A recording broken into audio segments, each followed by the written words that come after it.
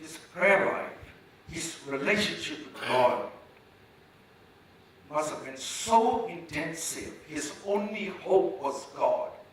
In his worst desperate moments, he went deeper and deeper. The only joy that he would have received was from the Lord, and it was so tangible. It was life transforming. It was healing his damaged mind. You know how to contact back home. He was so lived in love. Now he's out of that environment. And the only love source he has is God. And he prospered in his work. I mean, he can say, hey, I'm not supposed to be here, man. I'm going to be a ruler. You get kicked on the face. I'm going to be a ruler. You know, so you can live with bitterness. In fact, at one point when he got married and he got his two sons, his first son he named as Manasseh. And he said, the Lord enabled me to forget my father's house, forgive the brothers. I'm sure he went through the process of forgiving his brothers. And his longingness to meet his mom and dad. And then he named Ephraim. He said, God made me fruitful in the land of suffering. This world can look a suffering place for us.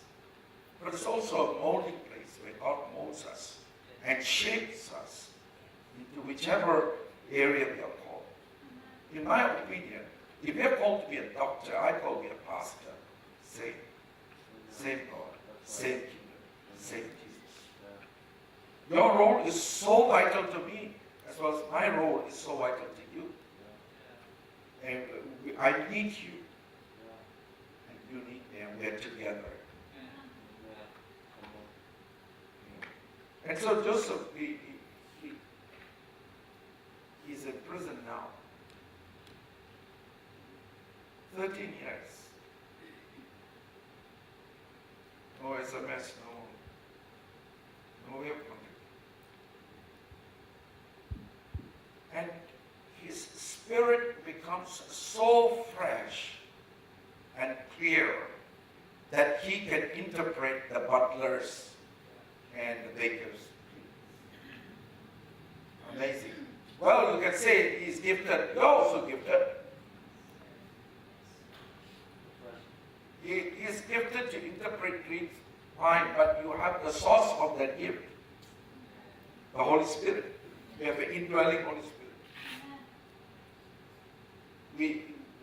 We are in a better position than Joseph was. And then comes the dream with Pharaoh. He was a little bit disappointed because the other guy told him, hey, please go and tell them that I am, falsely accused. He was human.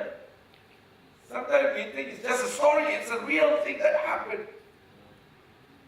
I mean, we are crying out for some things. Oh, my business is getting down. I don't know how. I don't know where God is. He seems so far away. I don't know whether he knows my problem. He's probably molding you, shaping you into that business. God becomes the center of your